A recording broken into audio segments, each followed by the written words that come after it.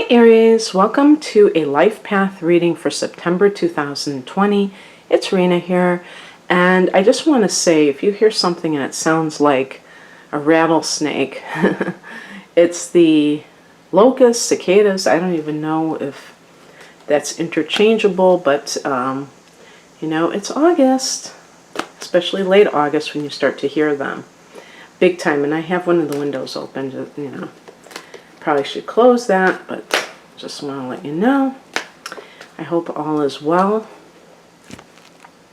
This is going to be you could say this is a reading for September that has a more philosophical twist to it. I'm using a different type of spread, but you'll see in a second how this goes. And just kind of like looking at your life as, different phases in a journey. And so there's different cycles, right? And, what's going on? Oh, what happens when we do that? Okay. Now, my tech and what do you call it? Just my situation with this tripod thingy. Just this long saga. So I'm gonna get the two top cards from here first to talk about where you've come from. And I think I did a recent reading with Aries where it had a lot of major arcana cards. I can't remember. Or was that Capricorn? The cardinal signs doesn't surprise me a bit, because this year with Cancer and Capricorn still having eclipses and all that jazz, that has created more triggers to your particular areas of life that involve home and family. And so the Tower card is one of those cards that's like, wow, I didn't see that coming. This event that occurs that is shocking. So wherever that has been in your life, Uranus has recently, so this is a past position, so who knows, maybe they're talking about last year, of coming from a lot with Uranus being in your sign. Now Uranus is in Taurus. Yeah, I think Uranus has been in Taurus for a couple of years. So that would have to be a few years ago. But I know that there have been Aries people that have experienced a lot of twists and turns in the last 12 years. I can think of somebody specifically, and I'm sure there are others. So being able to have survived some shocks to the system. And then we have the Devil card. Now this is a very interesting one, because the Devil card is a card associated with lust, the sign of Capricorn. And it's interesting because I wasn't thinking of Capricorn specifically, but I was thinking of your 10th house that Capricorn rules. Now Pluto is in Capricorn, in that 10th house, Aries. And Pluto, this card is connected to Saturn. Saturn? The Devil card is connected to Saturn. And yet I can see Pluto definitely, piggybacking on that in terms of influence, because having Pluto transit your 10th house can be a fall from grace. Because, and it's funny, the Tower is kind of like that collapse of a system. And so something can come about that totally destroys what you have built, your reputation, for instance. That's what the 10th house represents, your reputation in the world. And if you have done anything underhanded, not because you're a dishonest person, but just that obsession with wanting to be successful, because Pluto can deal with obsession, an obsession for power. But in this case, to be successful, to be seen as powerful, that can take the form of, Pluto in the 10th house can be an offer you can't refuse. That might be kind of shady, or like, if you do this, you'll be guaranteed something. Doing something that might even have felt like it wasn't in alignment with your higher nature. And I think of Aries as a very straightforward sign. So this would have to be something, it doesn't even have to be like illegal. It could have been, and maybe it's something that you could never get like directly in trouble for, but ethically it wasn't right. And that's one of it's funny, I wouldn't even say ethically, it just wasn't right karmically.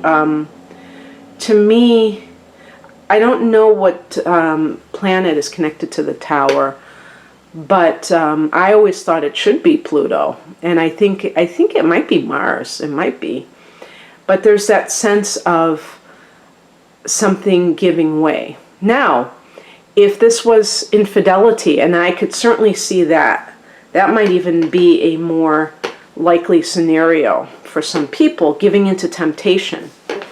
And let me. I gotta put my leg over here. Ugh. Okay. Yeah, giving into temptation sounds like right. So maybe you had a good marriage, but you had lust. Aries, ruled by Mars. Mars can be the sex drive. Aries people can be very highly sexed. I mean, I'm not going to sugarcoat it. And it's like, those kinds of things can lead to temptations if the person, maybe there are other problems in the relationship, and the person is just like not tuned into just dealing with the situation as a whole. Maybe a quick fix, maybe kind of impulsive behavior. Aries can be impulsive. And so those kinds of things can lead to a downfall. Okay, and I should have said too, with the Devil card, maybe some kind of a situation with money, a get quick rich scheme or something like that did not pan out. And that could be something. Aries people are free, fast and loose with money, and they could very easily just just fork it over to something that was a scam, So what we have now, the two cards are very interesting. One of them is the Page of Cups. So this is a card, now you see the fish, it is associated with Pisces. So if there's somebody right now in your life that is a Pisces, I suppose that could be it. But I would say, because we're looking at this as maybe what you have learned from that situation is that with the Page of Cups is that you have this part of yourself that's very naive, that's gullible, that is willing to believe things that you shouldn't have believed. Now, whether you trusted the wrong person, this can be being too trusting, and really what is going on in that case is that you are, the typical Aries person is very upfront about their intentions in life. They're not like a 5D chess player type of person, very like transparent, and so you assume everybody is like you. And that's not a crime, but it's just going to get you into trouble. It's actually like you should continue to be an upfront person if you are, but you have to learn that there are some people that they may act all like sweetness and light, and they really are not operating in the best way possible. And then we also have here the Queen of Pentacles, which is a card of, to me, the Earth Mother. So for instance, let's say this was I'm just saying this, I don't know. Let's say that you are married to somebody and they cheated on you. And you were gullible and you knew something was going on because they were changing their behavior, coming home late, what have you. But you were so busy working because you just are, you have that materialistic streak in you that causes you to work long hours because you really want to make or work 2 jobs. You don't have to, but you want to because you you want nice things, you just want to be able to spend money freely. And so you weren't there to see how bad the relationship had gotten. And so I know some people are going to object to even presenting a scenario like that because they're going to say you're blaming the victim and all that kind of thing. And when you look at any kind of situation, even when one person is clearly has done the transgression, there is usually something else going on underneath the surface. Oh, there always is something else going on. And even people who cheat, they have reasons for cheating. That doesn't make it okay to cheat. But we have to look beyond the simplistic, just blame game. And say, why is this happening? So I'm getting these 2 cards. Now, that could both be for the same person. Doesn't mean that you're the devil and they're the Tower card. Or that the Tower card happened to you and you're the devil. No, I'm not saying it like that. But sometimes it can be like that, where one person is in the dark about something because they're simply gone a lot. And, their defense is, well, I'm working, I'm doing this, I'm doing that. But you know what? And the same thing applies to children. If a child, because the page can be like a child and something like that. If a child has problems, is acting up, a young child or a teenager is having serious problems, sometimes, yes, they can be, it can be because they've been feeling neglected, and they take that they don't understand that the parent is working to provide a nice life for them. They feel abandoned, they feel lonely. These kinds of feelings really happen. So it's, with the Devil card, it's like, what are those things that compel people to do things that can have negative impacts? So whether it's you, whether it's another person. And so the Earth Mother, when I see that, it's like you kind of reclaiming that throne in a domestic sense, which is not necessarily an Aries place to do so. Could be, because of other events that have taken place, like, shutdown and working from home. I definitely feel that this is something that has happened to the collective of reconnecting with their children, reconnecting with their homes. Even if you're single, if you have a home and you're working your butt off to have this nice, I want to say, refuge from the world, and yet you really basically have spent just time going home and sleeping and then getting up and doing it again. This may have given you time to have more leisure. Queen of Pentacles can be gardening, can be, getting in touch with nature. And so these cards are both feminine in nature. I think they're both, I don't know, Page, that it might be like double feminine in nature, both of these cards. So kind of like the top 2 cards are Major Arcana. They're kind of harsh cards to get. And now we have more gentler influences and the outcomes. We have here Queen of Wands. So this is a combination. It's a balance. Queen, water, and Wands, fire. A person who is The first phrase that came to my mind is the phoenix rising from the ashes. Somebody who has gone through something maybe traumatic, like, it's in the line of the tower, and maybe feeling like you are,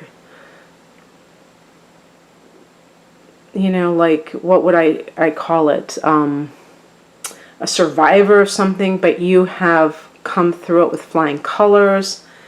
And then here's another card that talks about domestic bliss, the Four of Wands. This can be a new home for some people, but definitely the happy home. Now, this is a perfect example of what I am talking about. The Ten of Cups is a card that can be talking about family harmony and things like that. It's cups, so it's water, so it's emotions. This is fire, just like Aries. So